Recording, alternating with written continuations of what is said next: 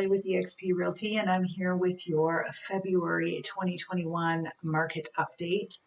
I know it's pretty much halfway through March, but things have been a bit crazy over here. So I am here to update you. Normally I yammer on for quite a bit at the beginning here before we get into the stats, but today, what I want to talk to you about is kind of reliant on the stats. So I want to dig into those right away quick here and then have a bit of a chat, break them down a bit afterwards. So let's have a look and see what happened in the Victoria real estate market in February.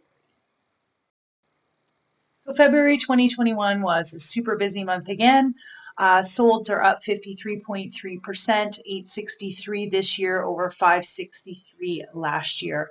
You can see the breakdown there of the condos and the single family homes. They are just, the percentages rise is huge. So the active listings, that is what is driving this market right now. And you can see the significant difference, 1318 this year versus 2127 last year, so down 38%. Inventory is definitely wreaking havoc on us. There's just not enough out there right now. The home price index, you can see there, up on the single family homes and down very insignificantly on the condos. I wanted to show you just how far into a seller's market that we are. So you can see here that above 25%, this notes there's upward pressure on prices and it's a seller's market. And we are well over 80% right now. So like I said, the low inventory is really driving this market and making things a bit crazy out there. Okay, so now that we've seen the stats, I have two things that I want to talk to you about. The first thing I want to talk to you about is a result of listening to a gentleman over in Vancouver speaking about the market, and he made some excellent points. So I have now started calling these offers that I'm about to refer to as daytime asteroid offers. They're offers that you want your realtor to put in that have no chance of winning. There's no way that you are going to get that property. But for some reason, it makes us feel emotionally that we are still competing and we got our toe in there, right? However, what this gentleman was saying is that it's a numbers game. So if you are the 10th offer, let's say there's 9 offers and you're the 10th offer, everyone now is reacting to the fact that there's 10 offers. It's likely that you are driving the price up on the properties that you want to buy. The next property that comes on the market, in terms of pricing and in terms of what offers are going in on that, are going to be reliant on what happened in the recent past.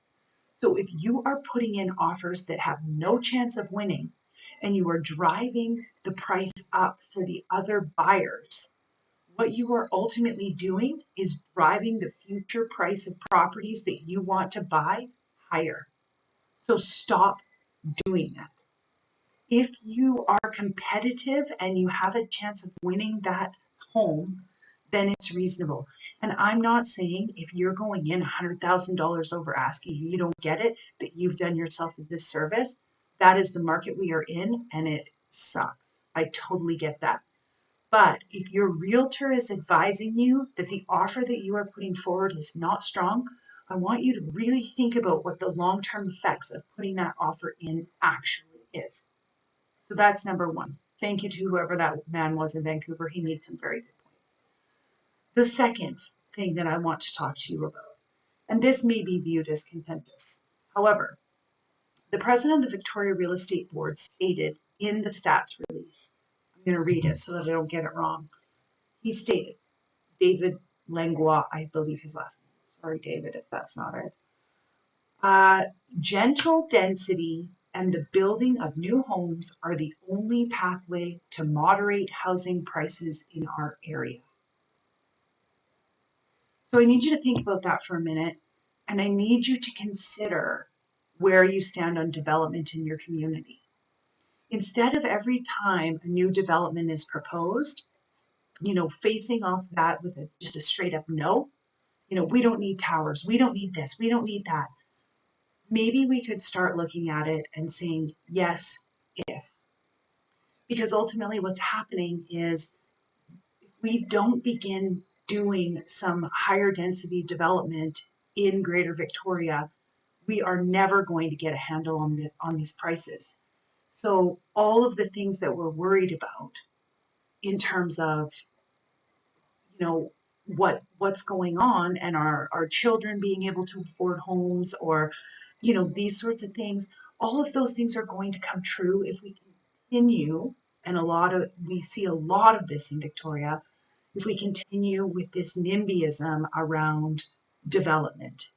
So I just, you know, it's a little bit of tough love and a little bit of stuff you probably don't want to hear.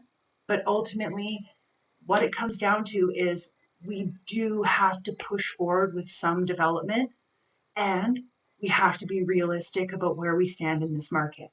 So, a couple of things: make sure you've got a realtor that you can trust, make sure that you know what you're looking for, and make sure your financing is solid.